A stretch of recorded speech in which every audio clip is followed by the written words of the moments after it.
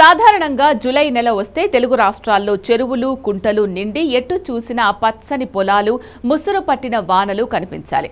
కప్పల కొలువులు ఏకధాటిగా కురిసే జల్లులతో వాతావరణం ఎంతో ఆహ్లాదకరంగా ఉండాలి. కానీ ఈసారి సీన్ పూర్తిగా రివర్స్ అయింది. వానాకాలం సీజన్ వచ్చి రోజులు గడుస్తున్నా చుక్క వాన పడ్డం లేదు.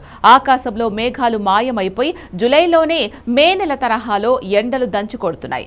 ఆంధ్రప్రదేశ్ తెలంగాణలోని ఊరూరా కరువు ఛాయలు స్పష్టంగా కనిపిస్తున్నాయి.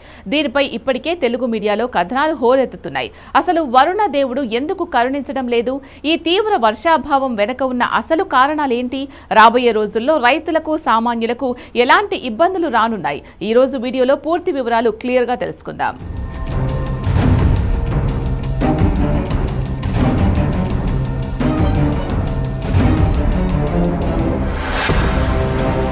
ప్రస్తుతం ఆంధ్రప్రదేశ్ తెలంగాణ రాష్ట్రాల్లో వాతావరణం ఎన్నడూ లేని విధంగా మారిపోయింది. జూలై నెలలో కని విని ఎరుగని రీతిలో ఉష్ణోగ్రతలు నమోదవుతున్నాయి. తాజా మీడియా నివేదికల ప్రకారం తెలంగాణలోని 33 జిల్లాల్లో దాదాపు 27 జిల్లాల్లో తీవ్రమైన లోటు వర్షపాతం నమోదైంది. దాదాపు 35% నుంచి 40% మేర వర్షాలు తగ్గిపోయాయి. అటు ఆంధ్రప్రదేశ్లోనూ పరిస్థితి ఏమాత్రం ఆశాజనకంగా లేదు. రాయలసీమతో పాటు కోస్తా జిల్లాల్లోనూ ఏకంగా 40% పైగా వర్షాభావం కనిపిస్తోంది.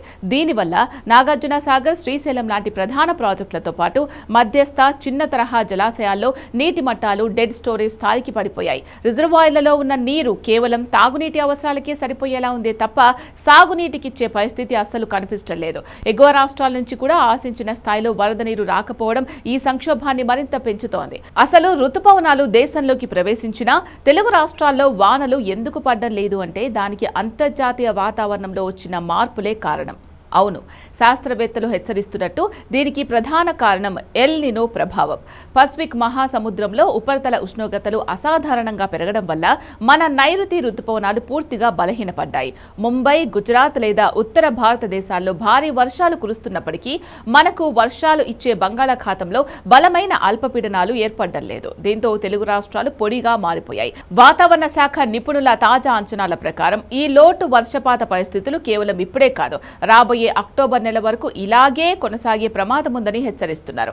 అక్టోబర్ వరకు వర్షాలు లేకపోతే పరిస్థితి ఎంత దారుణంగా మారుతుందో ఊహించుకుంటేనే భయమేస్తోంది. ఈ వర్షాభావం వల్ల ఈ ఏడాది ఖరీఫ్ సాగు పూర్తిగా కుంటుపడింది. సాధారణంగా జూలై మధ్య నాటికి విత్తనాలు నాటడం, నాట్లు వేయడం దాదాపు సగం పూర్తి కావాలి. కానీ వానలు లేక రైతులు అసలు సాగును ప్రారంభించడానికే భయపడుతున్నారు. చాలా చోట్ల వేసిన విత్తనాలు మొలకెత్తక ముందే ఎండిపోతున్నాయి. భూగర్భ జలాలు కూడా భారీగా పడిపోతూ ఉండడంతో బోర్లు కూడా పోయడం లేదు. ఈ విపత్కర పరిస్థితిని తట్టుకోవడానికి ప్రభుత్వాలు ఇప్పటికే ప్రత్యామ్నాయ ప్రణాళికలు సిద్ధం చేస్తున్నాయి. ఎక్కువ నీరు అవసరమయ్యే వరి పంటకు బదులుగా తక్కువ నీటితో పండే పప్పు ధాన్యాలు, నూనె గింజలు, చిరుధాన్యాలు సాగు చేయాలని, స్వల్పకాలిక పంట రకాలను ఎంచుకోవాలని వ్యవసాయ అధికారులు రైతులకు సూచిస్తున్నారు. కానీ ఇప్పటికే పెట్టుబడులు పెట్టిన రైతులు ఏం చేయాలో తెలియక తలలు పట్టుకుంటున్నారు. పరిస్థితి ఇలాగే ఉంటే రాబోయే రోజుల్లో కేవలం సాగు రంగమే కాదు, నగరాలు, గ్రామాల్లో తీవ్రమైన తాగునీటి ఎద్దడి ఏర్పడే ప్రమాదం ఉంది. పశుగ్రాసానికి కొరత ఏర్పడి పాడి పరిశ్రమ కూడా దెబ్బతింటుంది. అయితే వాతావరణ శాఖ మరో 3-4 రోజుల్లో నైరుతి రుతుపవనాలు మళ్లీ పుంజుకునే అవకాశం ఉందని, జూలై చివరి వారం నుంచి కొన్ని ప్రాంతాల్లో విస్తారంగా వర్షాలు పడొచ్చని ఒక చిన్న ఆశను రేకెత్తిస్తోంది. ప్రకృతి కరుణించి వరుణ దేవుడు త్వరలోనే పలకరించి మన రైతన్నలను, తెలుగు రాష్ట్రాలను కాపాడాలని మనమందరం కోరుకుందాం.